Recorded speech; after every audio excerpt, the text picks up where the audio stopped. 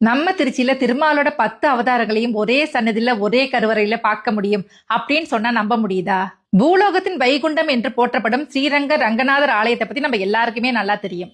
அதே சமயம் ஸ்ரீரங்கத்தின் வடமேற்கே கொள்ளிடம் ஆற்றங்கரையில் அமைந்திருக்கிற நம்மளுடைய கிரக தோஷங்களை நீக்கக்கூடிய ஒரு அற்புதமான திருக்கோவில் தான் ஸ்ரீரங்கம் தசாவதார திருக்கோயில். மச்ச முதல் கல்கி வரை உள்ள மகாவிஷ்ணுவோட 10 அவதாரங்களையும் இந்த ஆலயத்தில் ஒரே இடத்தில் தரிசிக்கலாம். இந்த கோவில் உருவான கதையை நம்ம தெரிஞ்சுப்போமா? 12 ஆழ்வார்களின் ஒருவரான திருமங்கை ஆழ்வாரோட பக்தியால உருவானதுதான் இந்த கோவில். ஸ்ரீரங்கம் கோவில் திருப்பணிகள் நடந்துட்டு இருக்கும்போது அவருக்கு ஒரு ஆசை வந்துச்சு. நாம வணங்குகிற பெருமாளோட 10 அவதாரங்களையும் பார்க்கணும் அப்படிங்கறதா அவரோட ஆசை. அவரோட பக்தியில மனமுருகி போன ரங்கநாதர் அவருக்கு 10 அவதாரங்களையும் காட்டி அருளினார். அப்படி காட்சிப்படுத்தின இடம்தான் நாம இப்ப பாக்குற தசாவதார திருக்கோயில்.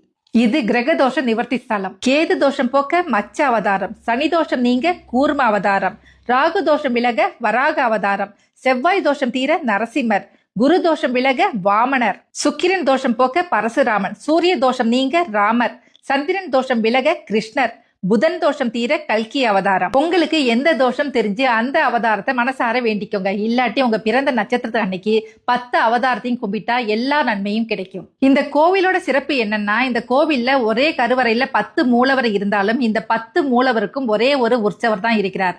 அவர்தான் ஸ்ரீ லட்சுமி நாராயணர். இந்த திருக்கோயில் 2000 வருடங்களுக்கு முன்பு கட்டப்பட்ட பழமையான திருக்கோயில். நெக்ஸ்ட் டைம் திருச்சி ஸ்ரீரங்கம் வந்தீங்கன்னா இந்த அற்புதமான தசாவதார கோவிலை தரிசிக்க மறந்துடாதீங்க. தேங்க்யூ.